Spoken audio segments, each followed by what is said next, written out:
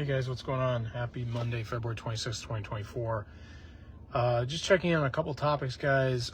Namely, the main one being some headlines I've been seeing about commercial real estate, vulnerability, weakness in the market. You know, the theme I've come back to scores of times with you guys, and all that. But what was interesting about one of these headlines that I saw that also kind of corresponded to some of the other headlines, maybe weren't as specific, but we're just talking commercial real estate and so forth, was this article that I got to dig it up and post it somewhere. I actually did not send it out, as far as I can recall, on any of my platforms, but it basically was referencing not just the commercial real estate vulnerabilities and potential meltdown, but just the idea that there could be a domino-like credit crisis that results from the commercial real estate meltdown. And this was interesting to me, guys. And it might be total coincidence. Maybe I'm just not paying close enough attention. I mean, I unfortunately don't get to pay attention to this 24/7. So maybe I missed it in other places.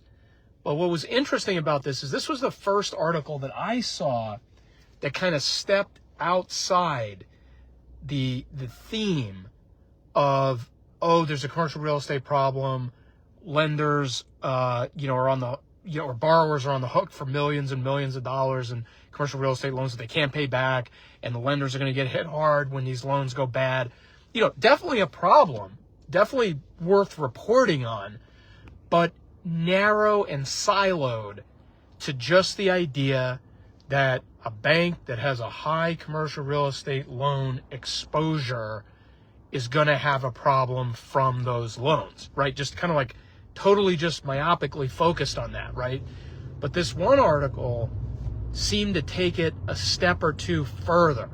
Like, okay, there's a commercial real estate problem and it could result in these second order effects, this credit crisis situation like we saw in 2008, which again was a situation where supposedly we had a subprime problem that was contained to subprime, but then it was the housing market, and then it was the stock market, and then it was the global economy. And the backbone of that crisis, again, it was like 16 years ago, but I'm pretty sure that the stream kind of running through all of those bad things, the thread that connected all those bad things was a credit crisis, right? I mean, the whole system is bullshit. I mean, the whole system is built on debt and paper money printed out of thin air. So the fancy way of kind of like wrapping that all together is say there's a credit crisis. The whole system operates on credit, right? It all operates on debt, right? So there's a credit crisis because, presumably, as I understand it, okay, this may be a flawed understanding, is that there was an inability to keep the money circulating this way, the way it's designed to, because of all these losses and banks seizing up and going bust and so on and so forth. So it just locked up the whole system. I mean, the oil in the system is the debt, the credit, that sort of thing, and that just totally locked up when all this other stuff was happening, all these dominoes were falling. So this article that I saw within the last 2 or 3 days was seemingly pointing at that. Now don't get me wrong, the article was fairly tame about it. It wasn't setting off all kinds of alarm bells. It wasn't the most trenchant article I've ever seen, but it at least pointed out that there could be downstream effects from the commercial real estate crisis. So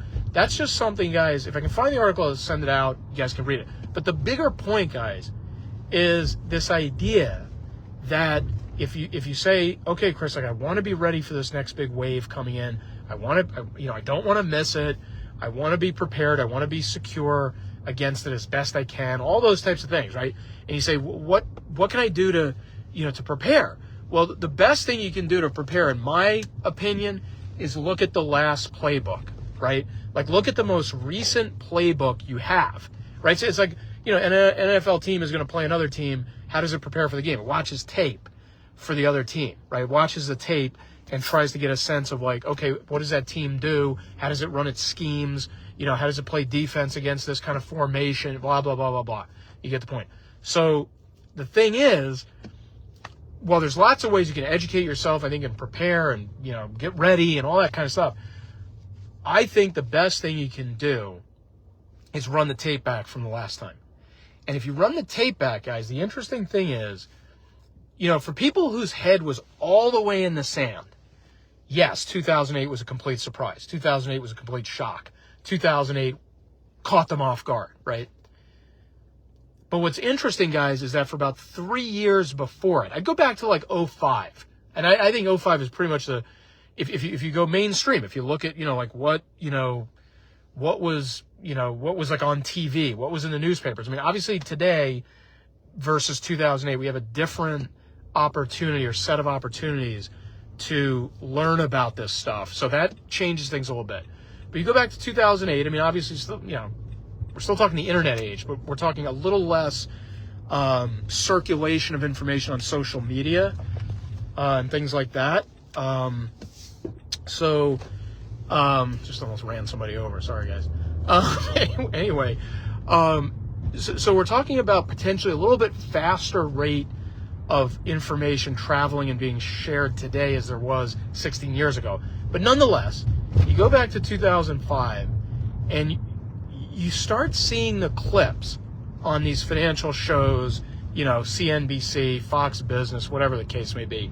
And you start seeing people like hinting at a problem, right? Like, oh yeah, it looks like there's some weakness in subprime. Oh yeah, maybe the ratings agencies aren't so great at what they do. You got these little tidbits of information that nobody really made the proper prediction off of. I mean, nobody said, here's what's going to happen in 2008, if you go back to like 05, 06, 07. But they were giving you a sense that there was a systemic problem brewing somewhere, right?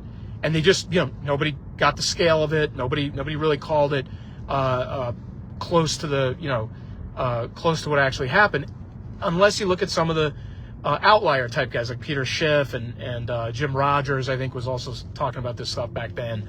But again, they were seen as nuts. I mean, they were seen as totally crazy for saying the things they were saying. I'm talking about the majority of people started to point these things out in 5, 6, 7, and then you got the blow up in 8.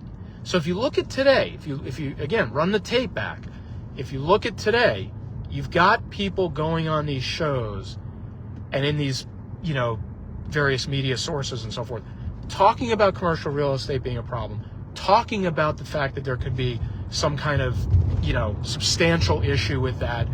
But everybody stopped short of taking it up a couple notches. I mean, again, when I say everybody, you got to go to that long tail, that 1% that are actually saying it's going to be an epic meltdown. So I don't want to say 0 people are saying that.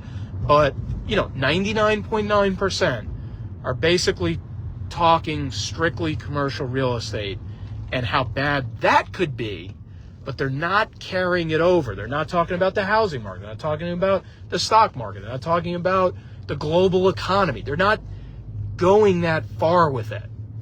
But that doesn't mean it's not going to happen, okay?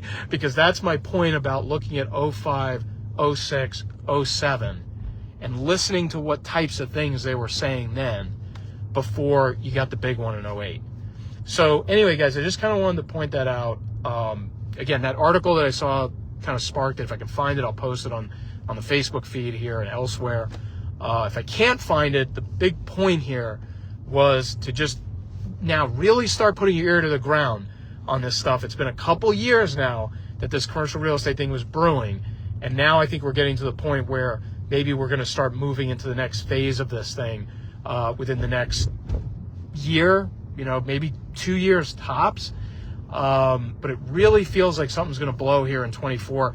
Actually got a comment on my YouTube channel, very perceptive comment about like the election, does it hold off until after the election? And, typically, if you read anything about elections, market always is up during election year and stuff, except for 08. I mean, look in 08, guys, the market was absolutely cratering in the midst of that campaign, when that campaign really heated up between McCain and Obama. I mean, look what was happening in September and October. I mean, market crashing 700 points at the time on October 1st or September 29th, whatever it was. Lehman going bust in mid-September. This was all happening in like the last 60 days before Election Day. I mean, it was nuts. Okay, so I don't rule out that you could have the big meltdown right through this sort of election campaign season, that sort of thing. So anyway, just some random thoughts for you guys, something to consider, something to keep an eye out for. We'll see. I mean, it's just, you'd rather be a little early and prepared and then waiting than the other way around and miss the big one. That's just how I feel. That's kind of my opinion on what might be around the bend. So going to cut it off here, guys. Want to thank Julius again for jumping in on the live. Thanks for watching, man. I really appreciate it. As always, super, super, super thankful for you supporting all the stuff I put out there. So anyway, guys, hope everybody has a great Monday night. And look out for that article. I'm going to try and dig it up and post it for you guys, the one about commercial real estate and potential credit crisis implications. Till then, guys, thanks for watching, and we'll see you guys next time.